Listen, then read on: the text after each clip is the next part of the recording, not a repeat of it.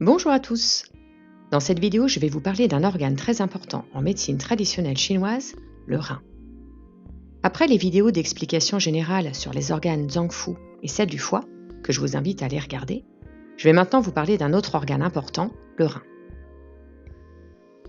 Le rein, appelé Shen en chinois, est un zhang, c'est un organe yin.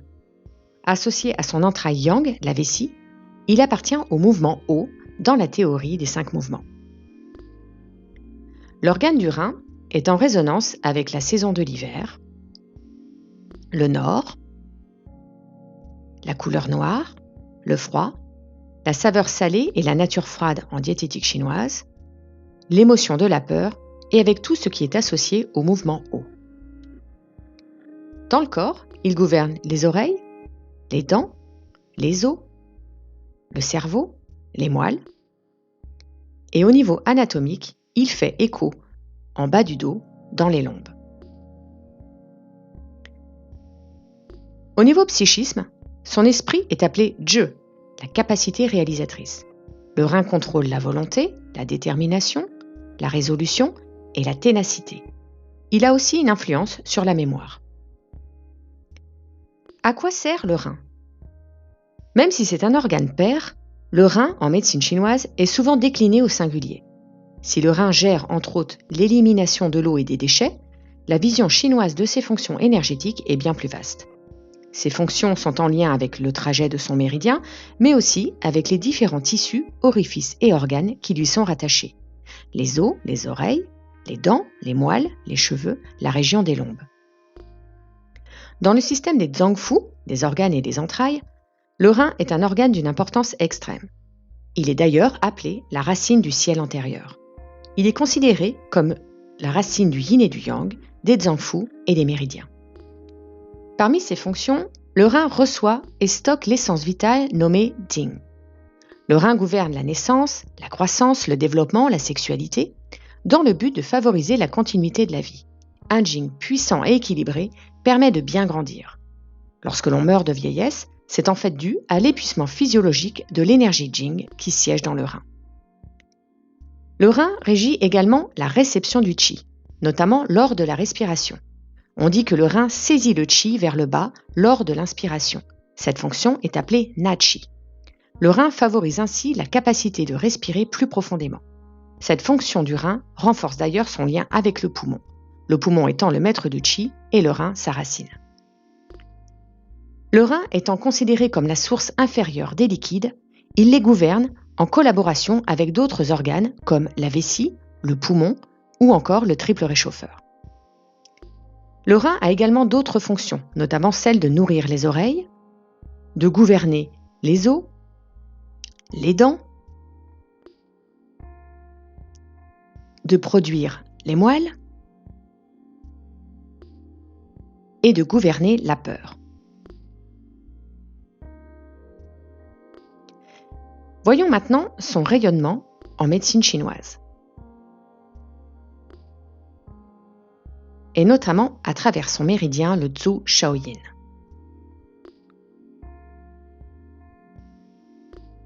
Le méridien du rein est un méridien yin. Son trajet est situé sur la face antérieure du corps. Il possède des branches internes et un trajet principal d'où émergent 27 points d'acupuncture. Le méridien principal du rein débute sous la voûte plantaire. Puis son trajet parcourt le bord interne du pied et de la cheville, longe toute la face interne du membre inférieur, passe par l'aine et le périnée, ensuite longe l'abdomen, le thorax et atteint le creux sous-claviculaire.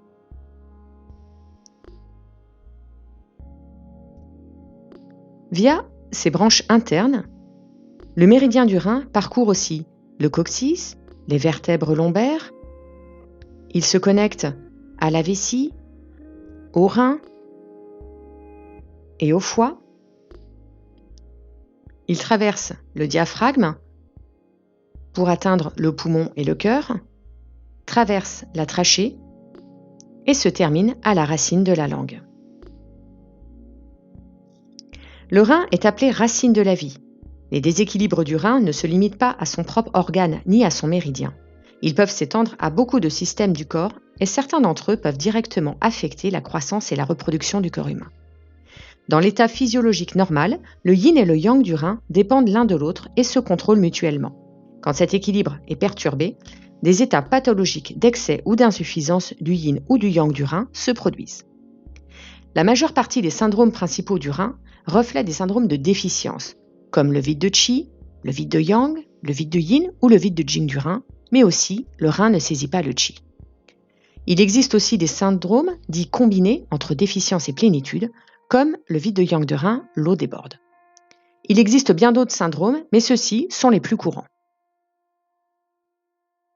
Regardons maintenant d'un peu plus près les syndromes de déficience qui touchent le rein.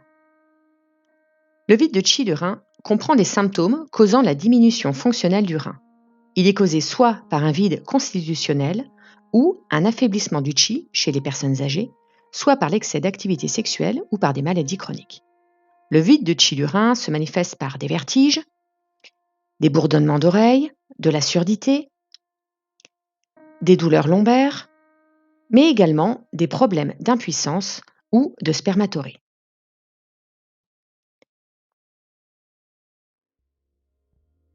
Le yang du rein étant la racine de l'énergie yang globale du corps, le syndrome de vide de yang du rein se caractérise par des signes de frilosité importants. Lorsque le yang est insuffisant, la chaleur qui est yang n'arrive plus à réchauffer le corps. Il peut être dû à un vide constitutionnel, un affaiblissement chez les personnes âgées, des maladies chroniques, du surmenage physique ou sexuel, voire même la surconsommation d'aliments froids. Les principaux symptômes du vide de yang du rein sont la frilosité, le teint pâle, des acouphènes, des douleurs lombaires ou des genoux, des œdèmes des jambes, de l'énurésie, des urines claires et abondantes, de l'impuissance, de la spermatorrhée, voire même de la stérilité. Le syndrome de vide de yin du rein se traduit par une insuffisance des liquides yin avec de la chaleur vide qui s'enflamme par le haut. Le vide de yin peut être causé par l'insuffisance congénitale, les maladies chroniques, la consommation du yin par le surmenage, l'excès d'activité sexuelle ou par des pertes de liquide du corps importants comme des hémorragies. Le vide de yin du rein est caractérisé par des sensations vertigineuses, une mauvaise mémoire, une bouche, une gorge sèche la nuit, de la soif, des douleurs lombaires ou des genoux, des troubles du sommeil, de l'insomnie et de la transpiration nocturne.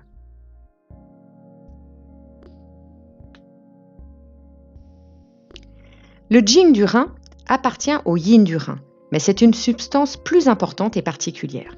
La fonction principale des liquides yin est d'humidifier et de nourrir. L'essence, la quintessence jing, elle, est directement liée aux fonctions de reproduction et de croissance. Insuffisance congénitale, hémorragie chronique, grossesse et accouchements nombreux et rapprochés, maladies chroniques ou surmenage peuvent léser le jing et sont les principales causes d'un état de déficience du jing du rein. Quand le jing du rein est insuffisant, il n'arrive plus à produire la moelle et à nourrir les os, d'où le mauvais développement osseux, une faiblesse des genoux et des jambes, ou même un déchaussement des dents. Le jing du rein est également la base matérielle indispensable à une bonne activité sexuelle. Si le jing est en déficience, cela explique les troubles de la stérilité, de l'érection, la spermatorrhée, la baisse ou l'absence de libido.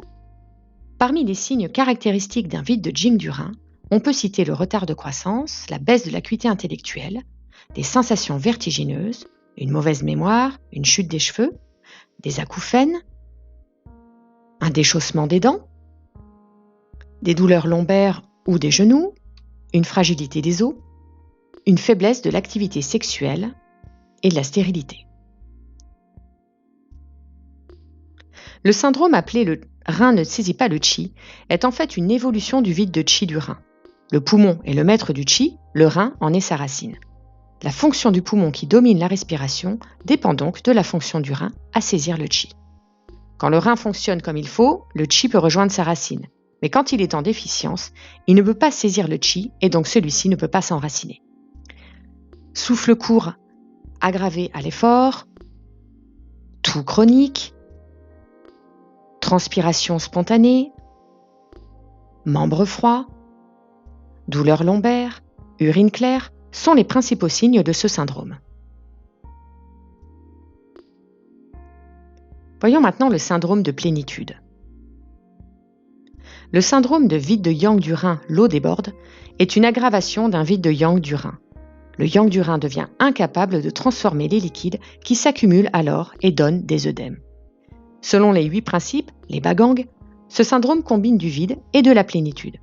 À la base, c'est un tableau de vide du Yang qui entraîne une accumulation de liquide, donc de la plénitude. Une consommation excessive d'aliments crus et froids peuvent affaiblir le Yang de la rate et du rein. La faiblesse héréditaire, l'excès d'activité physique ou sexuelle et les maladies chroniques peuvent être à l'origine d'un vide de Yang du rein avec l'eau qui déborde. Au niveau des signes, on retrouve des œdèmes, surtout aux jambes et aux chevilles, de la frilosité dans les jambes, dans le dos, des douleurs lombaires, une plénitude ou une distension, un gonflement de l'abdomen et des urines claires mais peu abondantes. Comme on l'a vu, les fonctions physiologiques principales du rein sont de stocker l'essence Jing pour produire les moelles et gouverner les os, mais également de gouverner la réception du qi et de régir l'eau et les liquides. Voilà. J'espère que cette vidéo vous a plu. Moi, je vous dis à bientôt pour une nouvelle vidéo d'explication sur la médecine traditionnelle chinoise.